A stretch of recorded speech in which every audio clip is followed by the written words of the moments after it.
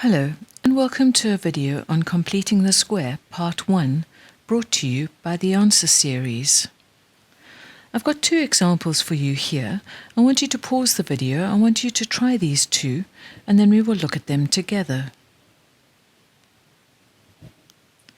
In the first example, I've got x minus 3 all squared equals 16. So what I'm going to do is I'm going to take the square root on both sides. So the square root of x minus 3 all squared is x minus 3. The square root of 16 is 4, but be very careful because not only is it 4, it's also minus 4.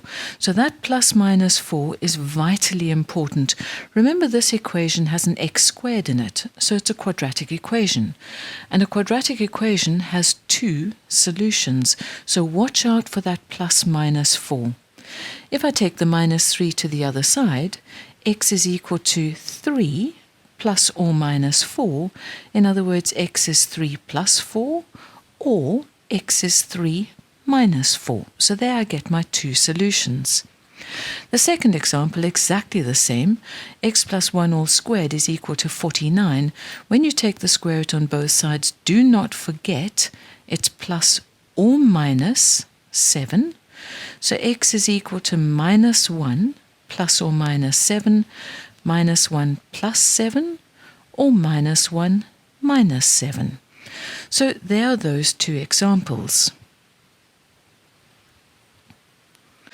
What I'm going to do in this example is I'm going to solve for x by completing the square, and I'm going to use what we did in the previous slide within this example. So the first thing we do when we complete the square is we're going to take the constant term across to the other side. We're then going to take these two terms and we are going to do a process called completing the square. In other words, we're going to write these two terms as a bracket squared. So that's what we want to do. We want to complete the square so that we can write it as a bracket squared. Now remember, when you square a binomial, you square the first, twice the product of the two, square the last. Now when you square the first, obviously it's going to be an x to get you back to the x squared. How would I get to the minus 4x? Well, I would take twice the product of these two terms. So x times minus 2 is minus 2x, doubled is minus 4x. But I've got to do this backwards now. So what do? I take the minus 4x term, and I'm going to think backwards. I'm going to take half of it, because when I square a binomial, I take twice the product of the two. So I'm going to take half of this and I'm going to square.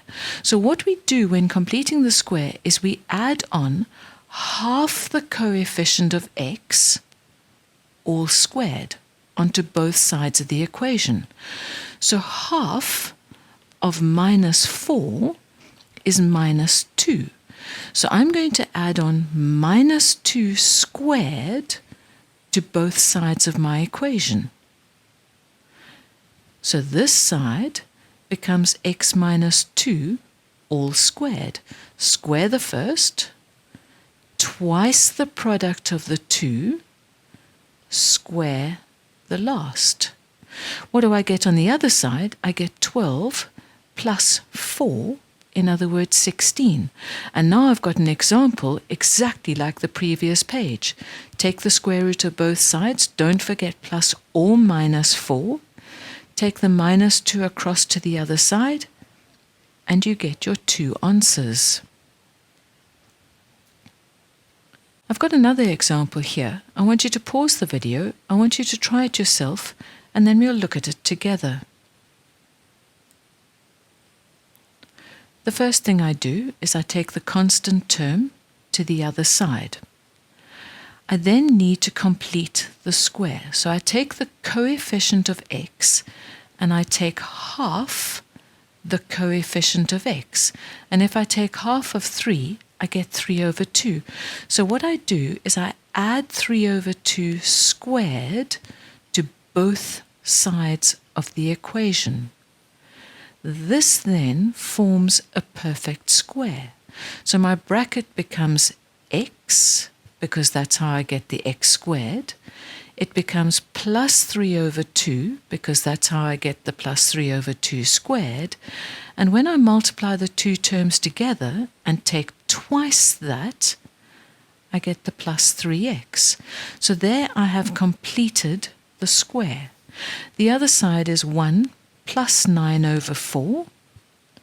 When I take the square root on both sides, do not forget the plus minus. I can't take the square root of 13, so I just leave it as root 13. The square root of 4 is 2. Take the plus 3 over 2 to the other side, and I get that. And then use your calculator and get your values of x.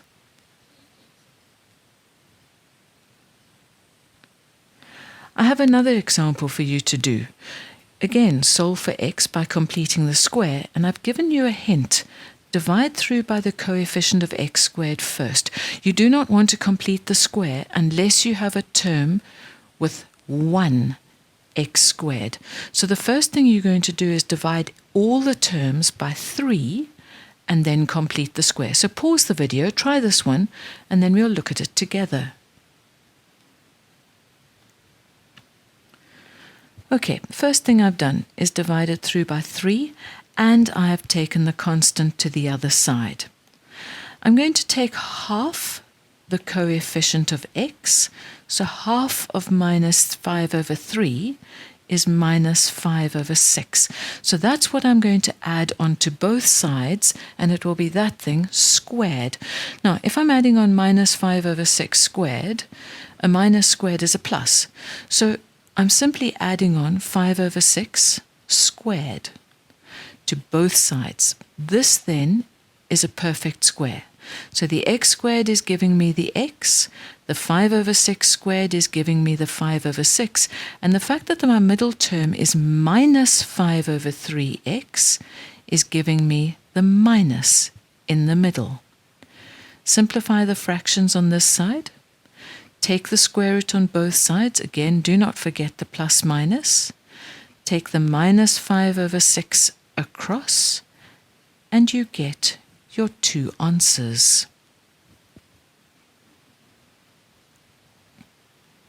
The last thing we're going to do in this video is we're going to solve for x by completing the square with our general quadratic equation. So with ax squared plus bx plus c equals 0. So what you're going to do with this one is you're going to do exactly the same as we did in the previous example, except this time I don't have numbers, I've got letters. So I want you to pause the video. I want you to try this one yourself. It's not impossible. It really isn't impossible. So use what we've done before, try it, see what you can do, and then watch the video and we'll do it together. What I'm going to do is I'm going to complete the square in this example. To do that, I need to divide every term by a, because I cannot complete the square unless I've got a 1x squared. So divide every term by a, and also take the c across to the other side. So this is what I get once I've divided by a and taken the c across. I now take half the coefficient of x, and half of b over a is b over 2a. And what I do is I add on b over 2a squared to both sides of the equation.